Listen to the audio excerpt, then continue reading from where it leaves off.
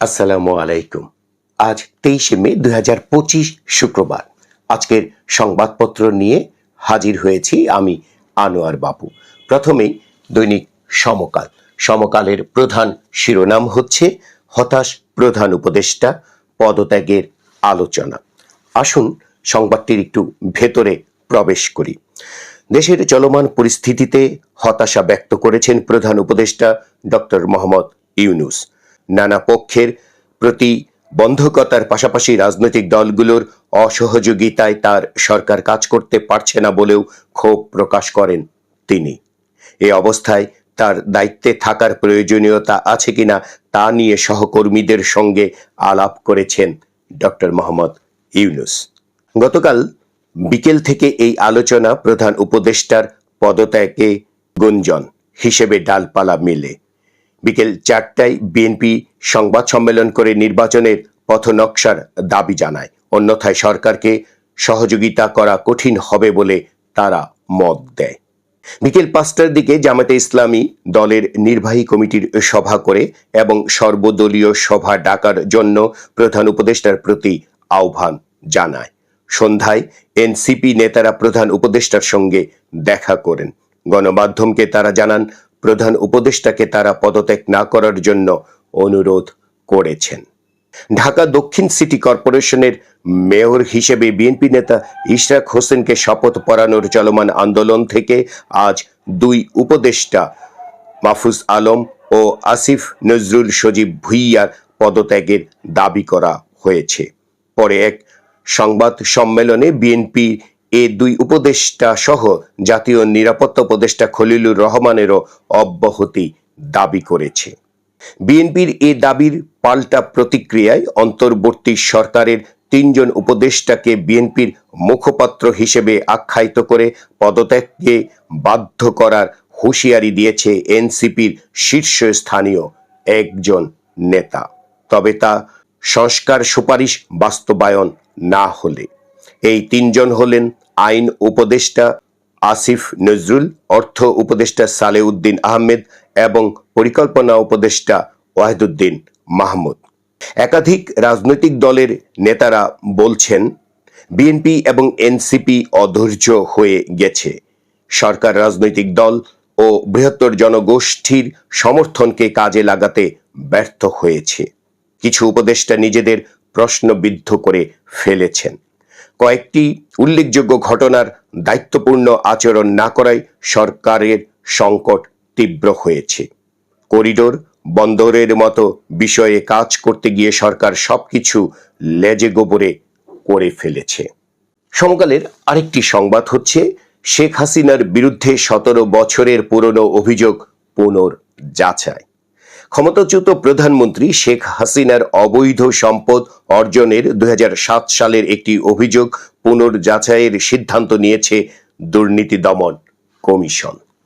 সমকালের আরেকটি সংবাদটি হচ্ছে, বিসিএস সিলেবাসে বড় পরিবর্তনে কি রয়েছে তা দেখা যাক। জুলাই গণ অভ্যুত্থান ও সংস্কার প্রস্তাবনা যুক্ত। মুক্তিযুদ্ধ, বঙ্গবন্ধু, স্বাধীনতার ঘোষণা এড়িয়ে যাওয়া হয়েছে। শিক্ষক আন্দোলনের মুখে পদত্যাগ করেছেন খুলনা প্রকৌশল ও প্রযুক্তি বিশ্ববিদ্যালয় অর্থাৎ কুয়েটের নতুন উপাচার্য অধ্যাপক হযরত আলী। বৃহস্পতিবার শিক্ষা মন্ত্রণালয়ে পদত্যাগপত্র জমা দেন তিনি। আজকের পত্রিকার প্রধান শিরোনাম হচ্ছে, ভোট নিয়ে চাপ বাড়ালো বিএনপি। সংবাদটির একটু ভেতরে দেখি। নির্বাচনে সর্বোচ্চ অগ্রাধিকার না দিলে সরকারকে সহযোগিতা অব্যাহত রাখা কঠিন বলে বলছে বিএনপি। তারা 3 উপদেষ্টার পদত্যাগের দাবিও জানিয়েছে। আগস্ট পর্যন্ত দেখে জোরে সোরে মাঠে নামার প্রস্তুতিও নেবে বিএনপি। চলতি বছরের ডিসেম্বরের মধ্যে জাতীয় নির্বাচন অনুষ্ঠানের দাবি আরো জোরালো করল বিএনপি। আজকের পত্রিকার আরেকটি সংবাদ হচ্ছে, দেশের চলমান পরিস্থিতিতে আইন শৃঙ্খলা রক্ষায় 15 থেকে 21 মে পর্যন্ত 7 দিনে 258 জন অপরাধীকে আটক করেছে যৌথ বাহিনী। পুরনো যে কোনো বক্তব্য ও শব্দ চয়নের জন্য ক্ষমা বা দুঃখ প্রকাশ করে ঐক্যের ডাক দিয়েছেন অন্তর্বর্তী সরকারের তথ্য উপদেষ্টা মাহফুজ আলম।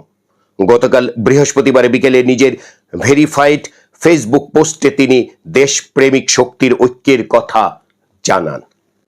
আইএসপিআর এর বিজ্ঞপ্তিতে বলা হয় 2024 সালের জুলাই আগস্টের ছাত্র জনতার গণ অভ্যুত্থানের পর সাবেক সরকারের পতনের সুযোগ নিয়ে কিছু কুচক্রী মহল সার্বিক আইন শৃঙ্খলা পরিস্থিতির ব্যাপকভাবে অবনতি ঘটিয়েছিল।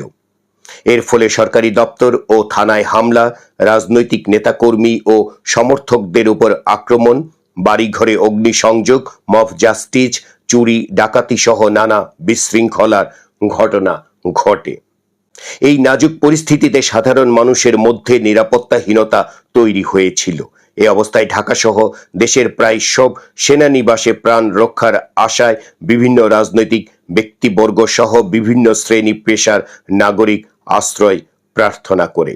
আশ্রয় নেওয়া ব্যক্তিদের মধ্যে গুরুত্বপূর্ণ কয়েকজন হলেন সাবেক প্রধান বিচারপতি ওবায়দুল হাসান ও তার পরিবার, সাবেক স্পিকার শিরিন শারমিন চৌধুরী ও তার পরিবার, সাবেক প্রতিমন্ত্রী জুনায়েদ আহমেদ পলক, সাবেক ডেপুটি স্পিকার শামসুল হক টুকু, সাবেক সংসদ সদস্য ছোট মনির, সাবেক সংসদ সদস্য ব্যারিস্টার সায়েদুল হক সুমন, সাবেক সংসদ সদস্য রাগিবুল আহসান রিপু ও কাজী নাবিল আহমেদ, সাবেক বিচারপতি এম এনায়েতুর রহিম, পুলিশের সাবেক মহাপরিদর্শক চৌধুরী আব্দুল্লাহ আল মামুন ও তার পরিবার উল্লেখযোগ্য ব্যক্তিদের ভেতরে ছিলেন।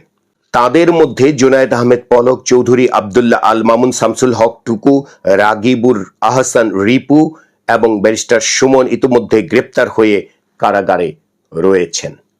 আরেকটি সংবাদ হচ্ছে আদালত প্রাঙ্গণে মমতাজের উপর ডিম জুতা নিক্ষেপ। ঈদুল আজহার বাকি 15 দিন, এর মধ্যেই বেড়েছে ঈদ উৎসবের বিশেষ রান্নার অপরিহার্য বিভিন্ন গরম মশলার দাম। অর্থ মন্ত্রণালয়ের বিজ্ঞপ্তি, এনবিআর বিলুপ্ত হচ্ছে না এখনই।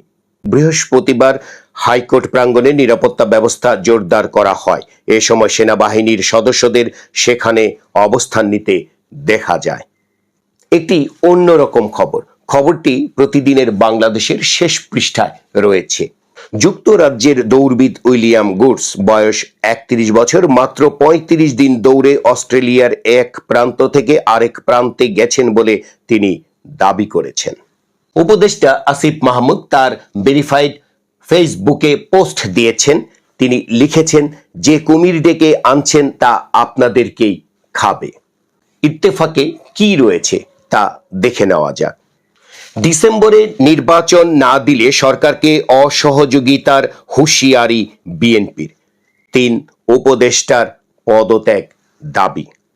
সরকারি কর্মকর্তা কর্মচারীদের বিরুদ্ধে সহজেই শাস্তি, এমনকি চাকরি থেকে বরখাস্তের সুযোগ তৈরির লক্ষ্যে সরকারি চাকরি সংশোধন অধ্যাদেশ 2025 এর খসড়া অনুমোদন দিয়েছে অন্তর্বর্তী সরকারের উপদেষ্টা পরিষদ।